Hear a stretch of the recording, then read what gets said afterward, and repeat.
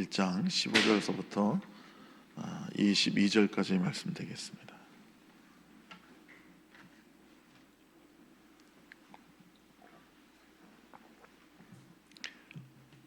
다 같이 읽겠습니다. 애굽 왕이 히브리 산파 십부라는 사람과 부하라는 사람에게 말하여 이르되 너희는 히브리 여인을 위하여 해산을 도울 때 그 자를 살펴서 아들이거든 그를 죽이고 딸이거든 살려두라. 그러나 산파들이 하나님을 두려워하여 애굽 왕의 명령을 어기고 남자 아기들을 살린지라. 애굽 왕이 산파를 불러 그들에게 이르되 너희가 어찌하여 이같이 남자 아기들을 살렸느냐. 산파가 바로에게 대답하되 히브리 여인은 애굽 여인과 같지 아니하고 건장하여 산파가 그들에게 이르기 전에 해산하였더이다 하매 하나님이 그 산파들에게 은혜를 베푸시니 그 백성은 번성하고 매우 강해지니라. 그 산파들은 하나님을 경외하였으므로 하나님이 그들의 집안을 흥하게 하시니라. 그러므로 바로가 그의 모든 백성에게 명령하여 이르되 아들이 태어나거든 너희는 그를 나일강에 던지고 딸이거든 살려두라 하였더라. 아멘. 애굽 왕이 그 바로 왕이 이스라엘 백성들을 학대하면 학대할수록 더 번성하고 막 창성하는 거예요. 그래서 이 바로가 아주 더 잔인한 방법을 연구했습니다. 바로는 히브리 산파 그 십부라와 부하를 시켜서 조산할 때 남자여든 죽이라고 했습니다. 그러나 이 산파들은 하나님을 두려워해가지고 애굽 왕의 명령을 어기고 남자아이들을 살려주었습니다. 그래서 바로가 산파를 불러서 왜 남자아이들을 살려두냐? 그러니까 핑계 반 그 진짜 반으로 히브리 여인들은 건강해가지고 우리가 뭐 도착하기 전에 벌써 애를 쑥쑥 낳아버리는데 뭐 어떡하겠냐고. 그러니까 바로가 남자아이가 태어나거는 그 자리에서 죽여서 사살한 것처럼 쏘기라 이 말이에요. 그런데 이제 산파들이 하나님을 두려워해서 우리가 그거 뭐 손 쓰기 전에 벌써 태어나는 걸 어떻게 하겠냐고 이렇게 얘기를 한 겁니다. 하나님께 이 산파들이 은혜를 베푸셨습니다. 그래서 그들의 집이 더 왕성하게 하셨다고 오늘 성경을 말하고 있습니다. 그러니까 바로가 자기에게 방법이 안 통하니까 아주 대놓고 이제는 남자가 태어나건 무조건 나일강에 던져서 죽여라고 명령을 내깁니다. 이 바로는 자기의 목적을 달성하기 위해서 수단과 방법을 가리지 않는 그 악한 모습을 보여주고 있습니다. 그럼 바로는 아무 죄도 없는 순진무구한 어린아이들을 그 어린아이들의 피를 스스럼 없이 흘렸습니다. 하나님 없는 사람은 바로형 즉 세상령에 지배되고 있습니다. 그래서 그들은 그 자신의 정권과 자신의 안전과 유익을 위해서 그 자기의 그 권익을 유지하기 위해서 수단과 방법을 가리지 않고 이렇게 잔인하고 악한 일을 저지르게 되는 것입니다. 적은 능력을 가진 사람은 적게, 큰 능력을 가진 사람은 크게 자기의 목적을 위해서 나름대로의 수단과 방법을 가리지 않는 그런 바로 같은 사람들이 있는 것입니다. 지금 뭐 대표적으로 러시아의 푸틴 대통령 같은 경우 그 남의 땅 차지하겠다고 그 정치적 그 야욕과 욕심을 부려서 지금 4년째 지금까지 죽은 사람이 세상에 2천만 명이 넘는데요. 너무 끔찍하지 않습니까? 수많은 젊은이들이 그리고 우크라이나는 중년층이 다 지금 전쟁터에 나가서 죽고 있습니다. 그 땅 좀 차지하겠다고 그 목적 때문에. 지금은 또 자존심 때문에 평화협정도 안 맺어요. 자기가 이 대국이 러시아가 저 가난한 우크라이나 하나 못 이긴다는 그 자존심 때문에 계속 지금 싸우고 있습니다. 수많은 어린아이들이 죽고 있습니다. 초등학교가 파괴되고 어린이 병원이 다 미사일에 불타고 그 안에 있는 수많은 어린아이들이 죽고 있습니다. 여러분, 어린아이들을 죽이는 바로에게서 우리는 뱀의 후손의 잔인함을 볼 수가 있습니다. 요한계시록 12장 3절 4절 한번 다 같이 읽어보겠습니다. 요한계시록 12장 3절로 4절 말씀. 자, 다 같이 읽겠습니다. 하늘에 또 다른 이적이 보이니 보라, 한 굵은 용이 있어 머리가 7이요 뿔이 10이라. 그 여러 머리에 7 왕관이 있는데 그 꼬리가 하늘의 별 3분의 1을 끌어다가 땅에 던지더라. 용이 해산하는 여자 앞에서 그가 해산하면 그 아이를 삼키고자 하더니, 여기서 그 용이 사탄이에요. 그 하늘의 별 3분의 1을 쥐꼬리로 끌고 왔다는 얘기는 자기 수하 있는 천사 3분의 1을 그 같이 타락시켜서 다 마귀가 귀신이 되게 한 것입니다. 근데 그 뱀이 여자가 아들을 낳으면 삼키려고 한다 이 말이에요. 하나님의 아들 예수 그리스도를 죽이려고 했단 말이에요. 이 뱀은 주님이 탄생할 때 헤롯 왕에게 들어가서 베들레헴에 사는 2살 이하의 모든 남자를 다 죽이게 한 것입니다. 바로 뱀이 그렇게 한 거예요. 바로는 남을 약하심으로 자신의 안전을 유지하려고 했습니다. 여러분, 세상은 남을 망하게 해서 자기가 잘 되려고 하는 사람이 얼마나 많은지 몰라요. 이것은 그 뿌리가 마귀에게서 온 것입니다. 세상 임금인 바로와 같은 것입니다. 상대방의 목을 잘라놓고 자기만 살겠다는 거예요. 그게 바로 세상 영이고 바로의 영인 것입니다. 상대방을 끌어내리고 자기는 올라가겠다는 것은 바로의 악령에 사로잡힌 것과 마찬가지입니다. 이런 심리가 가득한 곳이 바로 지옥입니다. 그래서 여러분, 누가 환상 중에 봤더니 심판대를 지나서 이 지옥에 가는 사람들은 전부 다 위로 올라간대요. 위로 가면 천국인 줄 알고. 근데 지옥문이 위로 가면 지옥문으로 가는 통로가 이루어지고, 천국에 가는 사람은 겸손하게 다 밑으로 내려가는데 그 밑에 천국문이 있더라는 거예요. 여러분, 바로는 표면적으로 부유하지만 속으로는 심히 불안해하고 어떻게 할 줄 몰랐습니다. 여러분, 인간적으로 볼 때 바로는 당대 최고의 대제국, 어마어마한 문명과 부를 누리지 않습니까? 여러분, 둔탁하면 바로 황제 파로의 무덤에서 3,000개의 유품이 무덤에서 발견됐는데 다 금이고 뭐 진주고 뭐 루비고, 제가 직접 봤는데 이집트 박물관 가서 세상에 금으로 된 관이 얼마나 화려하고 아름다운지 몰라요. 돈으로 따지면 아마 몇 조가 될 것 같아요. 그거 다 보면. 아니, 죽은 사람한테도 그 정도 돈을 쓰는 나라니까 산 사람한테는 얼마나 더 많이 썼겠어요. 그러니까 엄청난 부귀영화를 누리고 있어요. 누구든지 그 자리에 올라가고 싶었을 겁니다. 그 자리를 탐냈을 겁니다. 근데 바로는 그 자리에 있어서 정말 마음이 편안하고 늘 기쁜 게 아니라 늘 불안한 거예요. 이 자리를 뺏기진 않을까, 저 이스라엘 백성들이 강성해서 우리를 다 죽이진 않을까, 나를 몰아내진 않을까, 이런 불안감 속에 어떻게 할지를 모르는 거예요. 바로의 표면은 화려하고 웅장했지만 마음 중심은 늘 불안과 공포와 잔인한 생각에 사로잡혀 있는 것입니다. 김정은도, 북한의 김정은도요, 매일 밤 잠자리를 바꾼대요. 그리고 아무한테도 얘기 안 해준대요. 오늘 내가 어디 가서 잘 건지. 암살당할까봐, 테러당할까봐 두려워서 그냥 밤 늦게 자기 잭속 부하한테만 살짝 얘기한대요. 오늘 어디 가서 자라고. 그래서 자기가 어디 가서 자는지 아무한테도 밝히지 않는다는 거예요. 불안해서, 죽을까봐. 우리는 이 사실에서 무엇을 알아야 됩니까? 우리의 행복이 남들에게 피상적으로 보여지는 것에 의존해서는 안 된다는 것입니다. 남에게 행복한 것처럼 보여지는 것과 내가 진정 행복한 것은 많은 차이가 있습니다. 부간의 사랑이나 자신의 행복을 남한테 너무 과장하는 사람들이 있죠. 그런 사람은 혹시라도 그 안에 불행을 숨기고 있을 가능성이 있는 것입니다.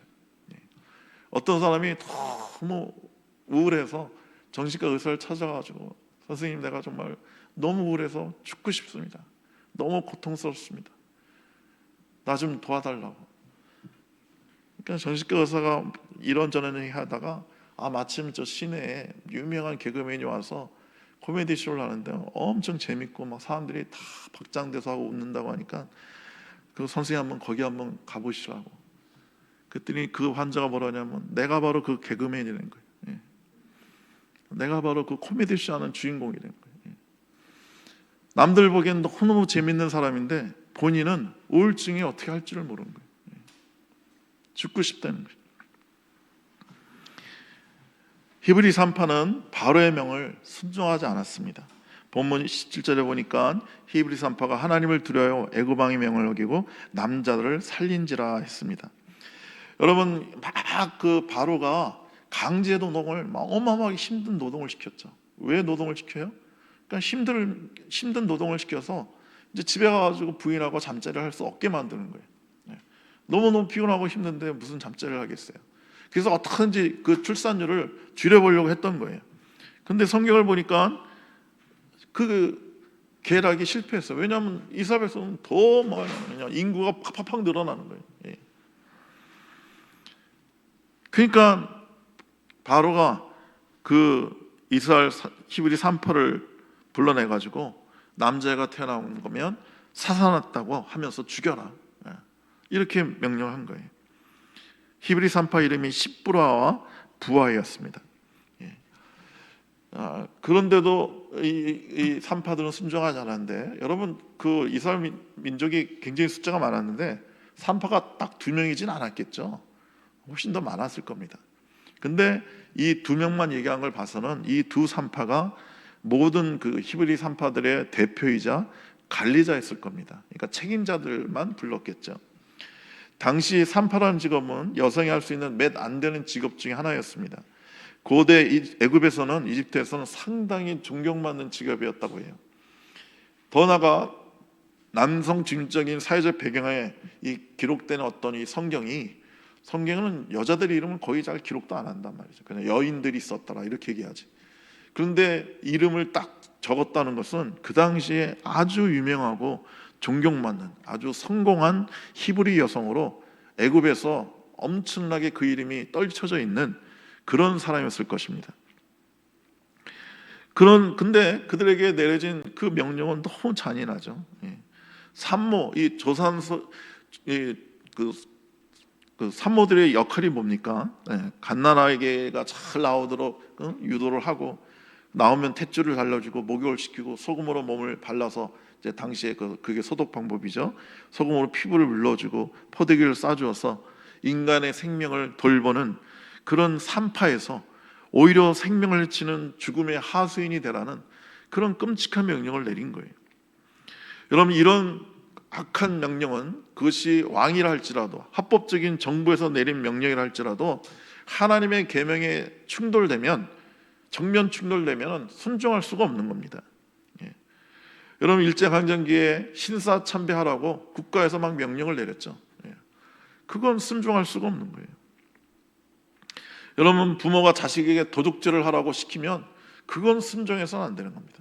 부모에게 순종해야 되지만 그런 악한 명령은, 하나님 말씀에 위배되는 명령은 해서는 안 되는 거예요. 남편이 교회 가지 말라고 아내에게 막 명령을 내리면 그건 순종할 수가 없는 겁니다. 그거는 불순종함으로 진정한 순종을 하게 되는 것입니다. 효도하려면 부모가, 야, 너 효도하려면, 부모 말에 순종하려면 교회 나가지 말라 이렇게 명령했다 하면 그것은 순종하지 아니함으로 더 큰 순종을 하게 되는 것입니다.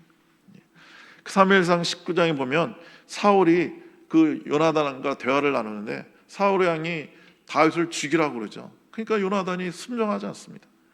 아니, 아버지, 도대체 다윗이 무슨 죄를 졌다고, 왜 아무 죄가 없는 무지한 사람을, 충성된 사람을 죽이려고 하십니까? 하면서 사울의 명령을 듣지 않아요. 다니엘서 3장에 보면 느부갓네살이 거대한 금지상을 세워놓고 누구든지 왔다 절하라고 명령을 내렸어요. 포고문을 내렸어요. 그랬더니 다니엘의 세 친구 사드락과 메삭과 아벳느고는 순종하지 않습니다. 우리는 금지상에 절할 수 없습니다. 우리는 하나님을 경외하는 사람들입니다. 그러니까 느부갓네살이 분노해가지고 너희들이 금지상에 절하지 않으면 이 뜨거운 풀무불에 너희를 산채로 집어넣을 거다. 그랬더니 뭐라고 그래요? 하나님께서 우리를 도와주실 거라. 그러나 하나님께서 도와주지 않는다 할지라도, 그리 아니하실지라도 우리는 절대로 금지상에 절할 수 없습니다. 이렇게 고백하잖아요. 그래서 하나님께서 천사를 보내서 그들을 보호하시죠.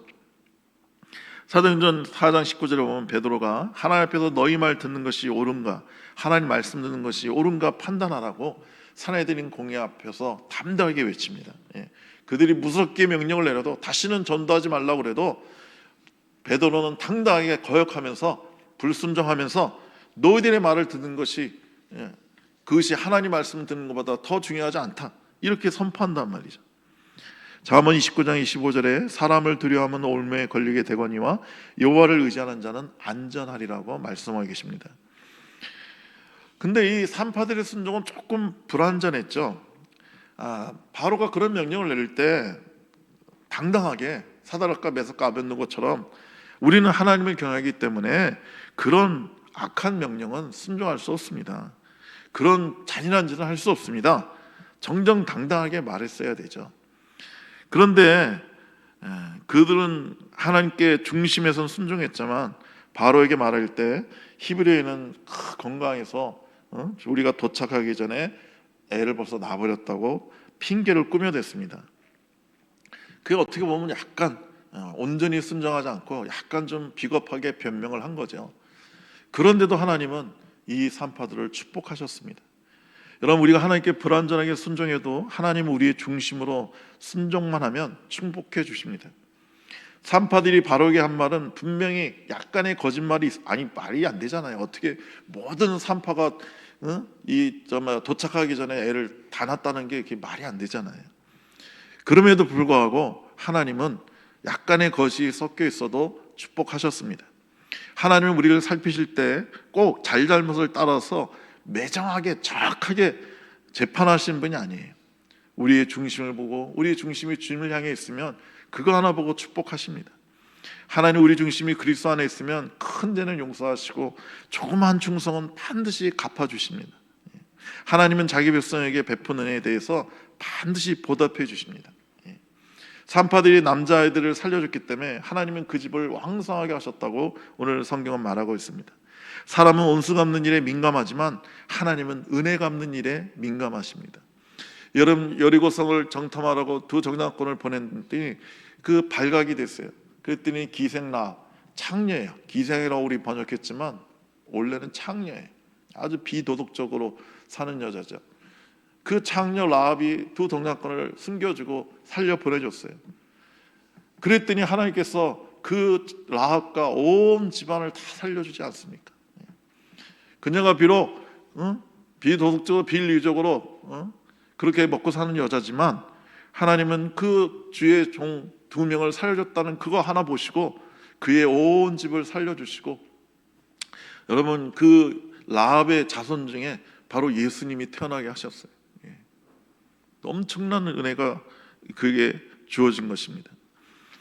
바로는 이런 방법 저런 방법을 다 사용해도 이스라엘을 약화시킬 수가 없었어요. 그래서 아예 그는 이제 대놓고 이제 남자아이가 태어나면 다 그냥 강물에 던져서 죽여버려야 합니다. 악한 사람들은요, 자기의 계획이 실패로 돌아가면 그것을 하나님께서 실패케 했다는 것을 깨달지 못합니다. 그리고 이 방법 저 방법을 더 쓰려고 그래요. 더 노력해 보려고 합니다. 점점 더 악한 일을 도모하는 것입니다. 그래서 지옥으로 한 걸음 한 걸음 더 들어가게 되는 것입니다. 우리는 한 가지 일이 실패하면, 우리 믿는 성도들은 실패하면 하나님 왜 그걸 실패하게 하셨습니까? 하고 그 이유를 묻고 내가 하려는 계획을 철회하고 하나님의 뜻에 자기의 삶을 맡긴단 말이죠. 여러분, 바울이 아시아로 가서 복음을 전하려고 했어요. 그 이스라엘에서 아시아는 동쪽이죠. 동쪽으로 가서 복음을 전하려고 했더니 사도행전에 보니까 성령이 막았다고 돼 있어요. 근데 어떻게 막았다는 거는 안 나와요. 뭐 말씀하셨다는 건지 환상을 보여주셨다는 건지 정확하게 안 나와요. 근데 추정할 수 있는 게 나와요. 왜냐하면 그 아시아로 가려고 하는 것을 성령이 막았다고 하고 그 장면 이후로 의사 누가가 바울과 동행합니다. 그걸 어떻게 하냐? 그 사건 이전에는 3인칭으로 바울에 관한 의해서 써요. 바울이 뭐 어떻게 했다, 그가 뭘 했다 이렇게 쓰는데 그 누가가 동행한 다음부터는 호칭이 그 인칭이 1인칭으로 바뀌어요. 우리가 어디로 갔다, 우리가 뭐 했다, 이걸로 바뀌어요. 그러니까 이걸 봐서 바울이 그 아시아로 가려고 했을 때 무지 아팠던 거예요. 너무너무 아파서 그때부터 의사 누가가 바울을 돌보고 그와 평생을 같이 하면서 그의 연약한 몸을 치료해주고 도와줬다는 거예요. 그러니까 바울은 아시아 가려고 했을 때 가려고 하면 그렇게 아픈 거예요. 너무너무 아파서 갈 수가 없는 거예요.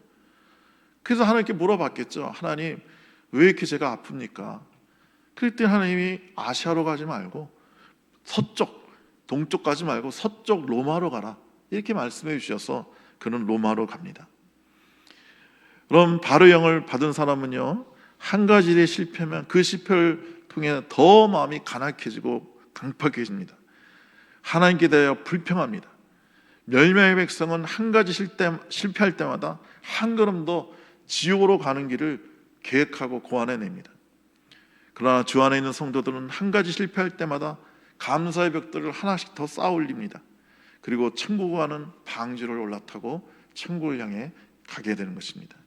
그래서 여러분과 제가 어떤 일이 막히고 어려울 때 하나님의 뜻을 물어보고, 우리가 이 고난을 주시고 막으신 것을 감사합니다 하며 주님의 말씀에 순종하는, 그래서 산파들처럼 축복받는 여러분 되시기를 간절히 축원합니다. 기도하겠습니다. 우리 좋으신 하나님 아버지, 우리가 바로 영을 받지 말고 거룩한 생명의 영, 사랑의 영을 받게 하여 주시옵소서. 우리가 그 거룩한 성령으로 충만해서 언제나 아버지의 인도를 받고 성령의 인도를 받아서 주님이 기뻐하시는 길로 걸어가게 하여 주시옵소서. 예수님의 이름으로 기도드리옵나이다. 아멘. 우리 아까 불렀던